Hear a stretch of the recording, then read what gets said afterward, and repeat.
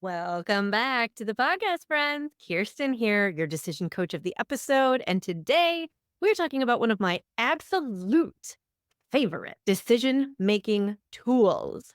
Are ya ready? This is something that is included in the Decision Mastery course. Over the years of working with people and specializing in conscious decision making, I've developed my own curriculum that I either lead clients through more formally, like we do in the Decision Masters program, or kind of as the tools and concepts are appropriate and come up naturally in my private coaching. One of the funnest elements of your conscious decision making system is the yes and. I can hear you cheering and throwing confetti from afar right now because this is a concept that comes from improv, improvisational theater, and it's going to make a huge difference in your decision mastery. So, what is it? What is yes and? What are we talking about? This is an idea in improv when we're making up the scene as we go. I can say, hey, it's super sunny here in Bora Bora. And according to the rules of yes and, you say, you know what? We definitely are in Bora Bora. Good thing I brought my flippers. Instead of saying, I thought we were at Applebee's. I don't want to be in Bora Bora. Scene over. The yes of yes and is that you accept what is proposed, however preposterous or however counter to what you expected or wanted. You accept it so that you can keep the scene going. You don't have to necessarily do this with your body, but it helps. We're being fluid, we're being accepting, we're being present. And the and is you add to it. You say, yes, I love being in Bora Bora. Did I mention that I don't know how to swim? Is that going to come up? Or is that not going to be a problem on this vacation? Conflict has arisen and things are about to get juicy and interesting. You add to the scene with your and instead of derailing it or abandoning it or starting a whole new scene because you're just not into the one that you find yourself in. It's working with what you got and expanding it, making it your own. What I have here in the Decision Masters workbook is even though nobody knows where they're going in the scene, they must have an idea of where they want to get to. They don't know where they're going to end up. They do know how they're going to get there. Awareness, acceptance, and adaptability. These are the elements required to even be able to use this idea of yes and. You have to be aware of what's happening. You have to be willing to accept it. And then you got to adapt to it. Luckily, the better you are at employing this improv philosophy in real life, the more aware of your own experience you will be, the more accepting of reality will be, and the more positively adaptable, aka resilient, you will be to said reality. It's in our best interest to get really good at yes-anding our way through situations. So this is how we talk about yes and in decision making. The yes is where you acknowledge what's happening, even if you don't like it or understand it. We cannot work with something until we accept it, no matter how we feel about it, right? When we say accept reality, we're not saying it in the spirit of accepting that you have no agency or no choice in the matter. We are accepting that the sky is blue, gravity exists, this thing just happened, instead of arguing with it or denying it or avoiding it.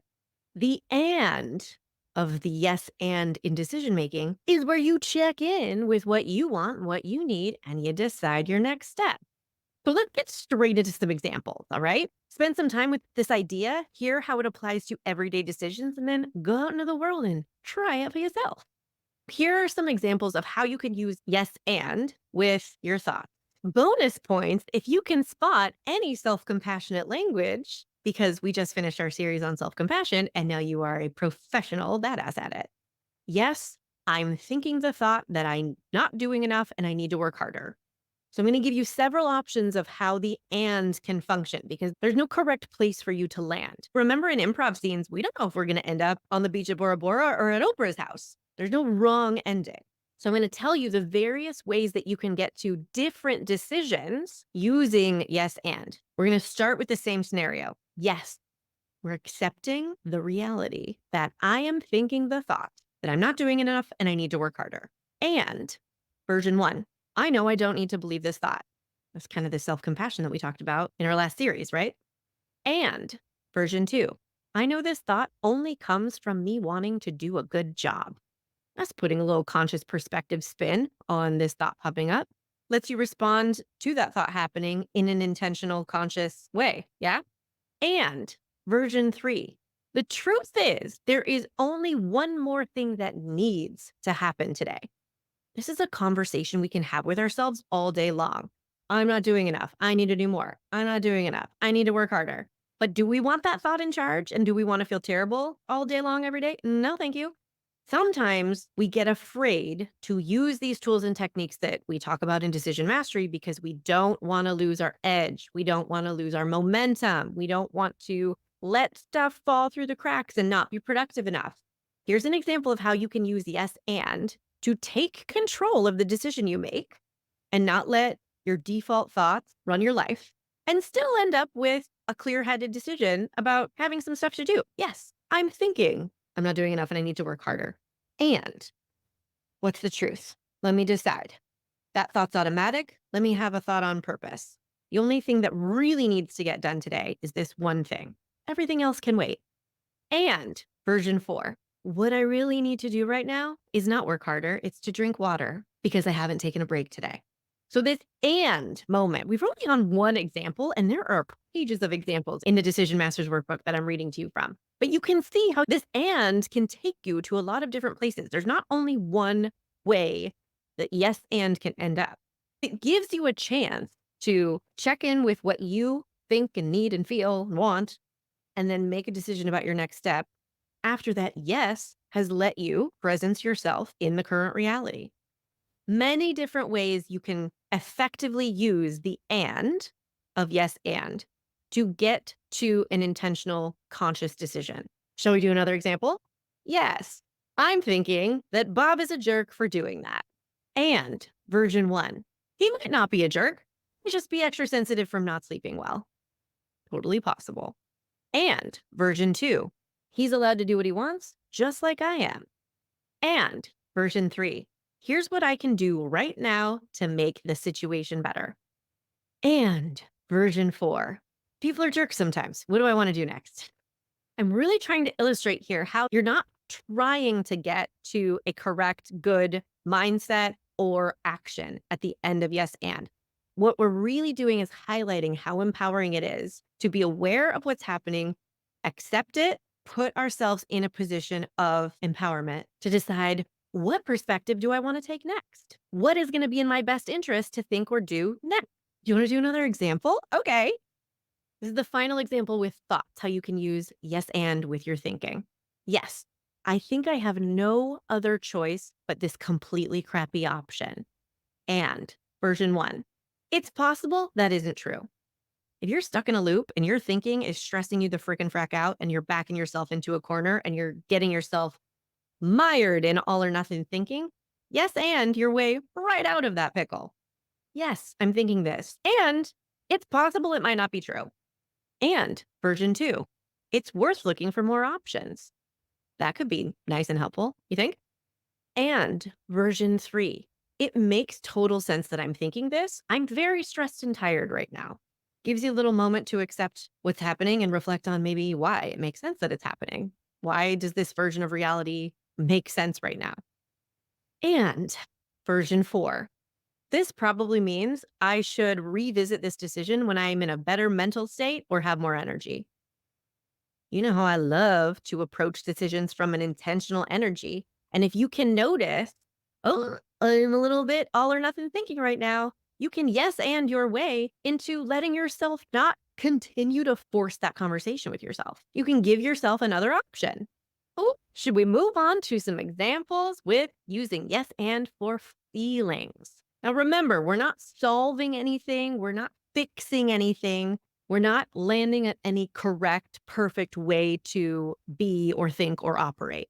We're increasing your awareness of your experience and your truth. We are increasing your ability to accept reality instead of deny it or rail against it, and increasing your ability to positively adapt within that reality. Let's move on to feelings. Yes, I feel guilty about turning down this invite. And version one, I know it's okay to honor my boundaries and still feel kind of weird about it. And version two, I know this feeling is more of a habit than a genuine emotion of this moment. Interesting. And version three, what happens when I get curious about this guilt? Opens up a world of possibilities for you to keep communicating honestly with yourself there. And version four, remember we started with, yes, I feel guilty for turning down this invite. And this guilt may just mean I care about this person, not that I want to say yes to this thing. Next example. Yes, I'm super frustrated with everything that's going on.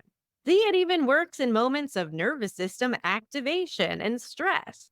Yes, I'm super frustrated. And version one, I don't have to keep rushing forward.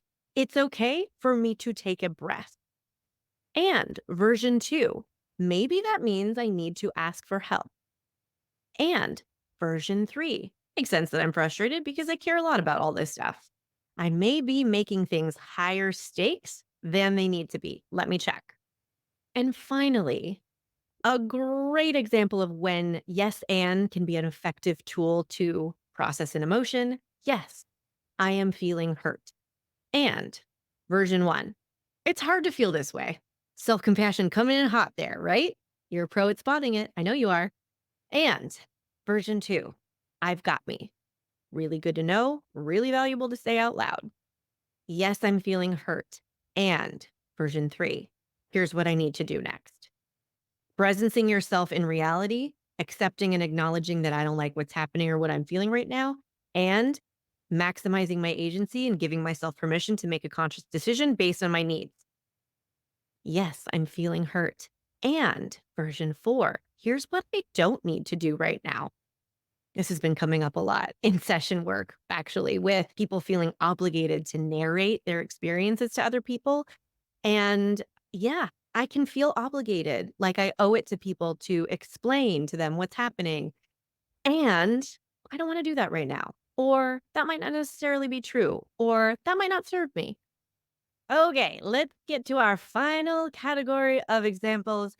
This might be my absolute favorite application of the yes and tool. So get ready. We're going to go through some examples of when yes and can be useful in navigating real life circumstances. I'm looking ahead at these examples. Yes, these are all straight from yours truly. These are all 100% things that happened in my life. And I definitely remember using yes and to process them and find my way to a conscious decision and a conscious perspective in these moments. So much fun. Yes, we missed our connecting flight. And version one, it's okay to be upset about it. Version two, we're still going to get wherever we're going. Version three, and there's nothing we can do to change that. And version four, maybe this is where we're meant to be instead. There's no correct and that you are going for. You're not looking to placate yourself or paint the world in rose colored glasses or make yourself feel better. You're trying to accept the reality of the situation, presence your own thoughts and feelings, and hopefully positively adapt. That's what we're going for, right? Now, you can see how in different circumstances, positively adapting could be just validating your feelings. Yes, we missed our connecting flight, and it's totally okay to just be upset about it for a second. That's my yes and in that moment. I'm not going to rush myself out of this feeling. I'm going to process it, be freaking frustrated for a second. Then I'm probably going to yes and my way to a solution in like 7 minutes. Or if you're wanting to move yourself into a really committed, strong mindset, yes, we missed our connecting flight and we're still going to get where we're going. I remember I was flying into Denver, one of the only two times I've ever tried to fly to or through Denver, and I never will again. I'm 0 for 2 with the Denver airport. The weather just makes flying a little bit less predictable. And I remember that was my mindset at that time because I was so I was going to a conference and I was not going to miss it. I actually befriended a stranger who missed the same flight, and we were ready to rent a car and drive a state together to get where we were going because she was going to her thing, I was going to my thing. And I was like, yes, we missed our connecting flight. And what am I going to do next? Because I'm not missing this conference. We ended up finagling our way onto a plane that they said did not have any room on it. And I was like, challenge accepted. But that was my mindset, and it was very helpful, much more helpful than defaulting into railing against or being in denial about reality. Yes, I made a scheduling mistake that affected other people. Ooh, okay. So you did something in the world and you didn't like the consequences, and you don't actually think that it's like a mindset thing. You think, yeah, this affected things in the world and people in a way, and that doesn't feel great. Okay. Yes. And version 1, that's humaning. Mistakes actually do happen. We're not letting ourselves off the hook. We're reminding ourselves that there was no version of this story where we were ever not supposed to make any mistakes. Sometimes we just need a reminder. Yes, humans make mistakes. And version number 2, it's super unfortunate. Yes, I made a mistake and it is not awesome. Notice how some of these options we're landing at are not solutions, not fixes for your feelings, but really help you meet yourself in some kind of middle ground that's between being in denial and super angry and rose colored glasses. There's a lot of power in just accepting things and letting things not be awesome for a second. Yes, I made a scheduling mistake that affected other people. And version 3, it's not the end of the world. Nothing is on fire and we're all going to be okay. We really do need to hear that from ourselves, right? That perspective check. And version 4, oh, this is such a good one. People may not notice or care, or it may even be good news. Who knows? We can decide for the universe what the consequences of our decisions and actions are. And a lot of the time, we don't need to be that responsible. We can actually remind ourselves sometimes, I don't know what this affected. It might have affected other people in some way, but I did not know how. Somebody might have just gotten a free hour and been super ecstatic about it. Maybe I can't know. All right, final circumstance example. Yes, my friend is upset that I turned down their request for help. And version 1, it's okay for people to feel disappointed sometimes. And version 2, it's not my job to keep people happy at any cost. And version 3, it is okay for me to do what I want with my time in my life, even if people have feelings about it. And version 4, I genuinely didn't want to do it, and that is a good reason to say no. So I really hope you have fun running with this week. You are getting an insider look at the Decision Masters program and the Decision Mastery course content that all of my clients get mailed right to them and have handy dandy video modules to play around with and build their mastery. As you continue building more self trust and you have more authentic communication with yourself and you have more clarity and awareness about what you want and what you need, the and part of this sentence will become more intuitive and more authentic and more self-honoring. Because we showed you a lot of different ways that the and can take you. And I just want to reassure you that it will get easier and easier to know, where do I want to take myself? What's the perspective I want to land at? What is the end game of bothering to look at my mindset right now? Do I want to get back to work? Do I want to validate my feelings? Do I want to reframe a circumstance? Do I want to find a way to accept something I don't like? Do I want to find a solution for something I don't like? And those are all great options to play with as you take this tool into your everyday life and out of the podcast. I hope you have so much fun. Remember, this is what I do with people all day long, and I would love to help you build these habits. Look at the show notes for links on how we can work together.